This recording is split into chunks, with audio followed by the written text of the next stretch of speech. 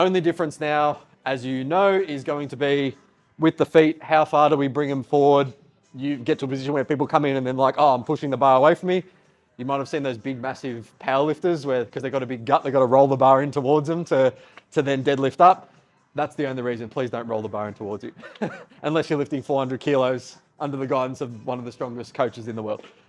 For Liv, she's going to walk up to the bar, same sort of thing. We're going to focus on close the eyes, you can march on the spot. Liv knows her position, so she's going to set up there. When we look at how far the bar away is, I always like to think bar over the bows of your toes. That's probably a good position. Gives you about an inch or two away. It's still going to allow you to hinge and then bend the knee slightly, and that's going to be sort of your position there, where if we're turning it into too much of a squat, the best thing is you'll know because your knees are going to touch the bar and you're going to be like, if I started there and I went down to pick it up, the bar rolls away from me. So I don't want to start with my shins touching it because the bar will roll away. So I'm going to put the bar over the middle of my foot. Easiest way to think about it. And again, everyone's going to be different with how they set up, you know, wide, close, etc. Some people might be a lot narrower, some people might be a bit wider as well. But we do want to avoid trying to turn it into, I guess, more of like a sumo squat. There are some variations there. We're not going to do like crazily through a sumo deadlift today, just because we're more limited for time as well. But you find the sumo position, not one that I teach as often. I'll teach it more through the kettlebell, which is in the regressions of going a bit wider, having the kettlebell, picking it up, pulling it through there. That's probably the first regression that you can use if you're not confident deadlifting with the bar at all. And then you'll be able to bring your way up to the trap bar and then the barbell as well. One thing I will mention is feel free to go with what you feel comfortable as well. Like there's no shame in just using the trap bar for the rest of your life or using this for the rest of your life as well. Like if I was going to ever deadlift again, unless I wanted to just be like barbell deadlift 140, I'd probably just use the trap bar for the rest of my life because it's safer. You know, I'd probably fatigue a bit more. You know, if I have a day full of 8 clients, I haven't slept, I haven't recovered well, trap bar is probably just going to be a better option for me. So a bit less fatigue overall as well, depending on how often you're training. And then of course that all goes. So what Liv's going to do, same sort of thing. She's going to start with her hinge. So hinging the hips back. So notice how the knees are going to bend slightly. The bar is going to be touching.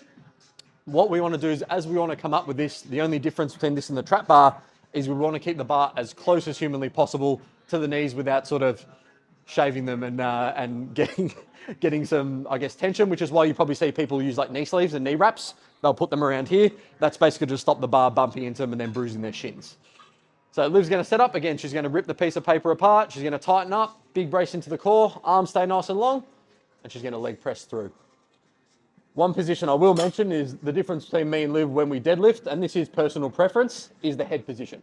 So so Liv likes to tuck the chin slightly, and that's just going to help her maintain a neutral spine.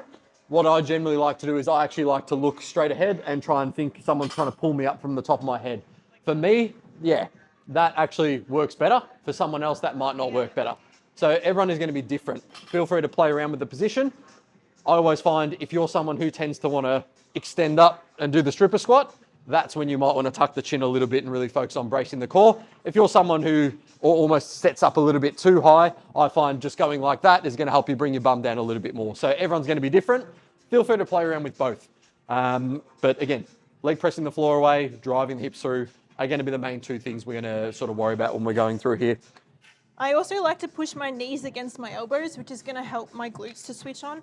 Same as that imaginary, like ripping a piece of paper apart with your feet. It helps for me to push my knees against my elbows. Same kind of motion that we're creating there. Okay. Same thing at the top of the deadlift, my hips go back first. Otherwise, I'm going to end up in a position where I need to go over my knees to put that bar back down. So we want the bar to be going straight up and down, not like over your knees. I'm sure everyone's seen that as well. You probably in the gym seen someone do it, you're like, oh, is that right? Like, and they're like throwing the bar back down, like, yeah, it's a bit, but that's what you want. Yeah. The bar should literally just go up and then down. There should be no interruption with your knee.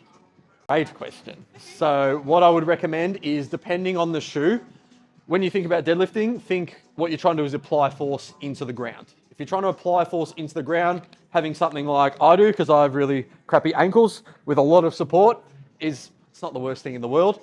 But if I'm going to take the choice, I'd just be taking my shoes off or wearing like a really flat-soled shoe. Yeah, exactly like those. I could never get away with walking in them. I think I'd die. But that for Converses, you see people do them in leg day just because it's flat. Same sort of thing with like a leg press. You know, if you think you can apply more force into it, that's just generally help, obviously, lift heavier weights, etc., etc. So what I would do, I would either go barefoot or I'd have a flat sole shoe if possible. But at the same time, it is personal preference. So if you're not trying to break any world records and you know you're not going to ever go like really intense to failure, focus more on more sets, more volume. If you feel comfortable in the runners, wear the runners, but make sure your technique's correct. If you find you take them off, straight away that's going to be better. The other thing that I will mention is if you take the runners off, technically you can cheat yourself a little bit because you're going to think, if I take the runners off, I'm going to be a bit shorter towards the ground. So there's probably going to be this little thing where, you know, if you're looking to lift a bit more weight, can help as well.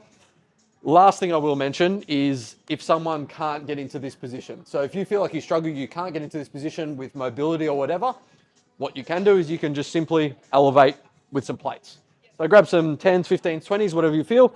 You can elevate these up. That's going to set you in a much better position where it's almost like we call it like a rack pull position where you're just a bit higher. And then as your mobility improves, as your strength improves, you can start bringing that down over time.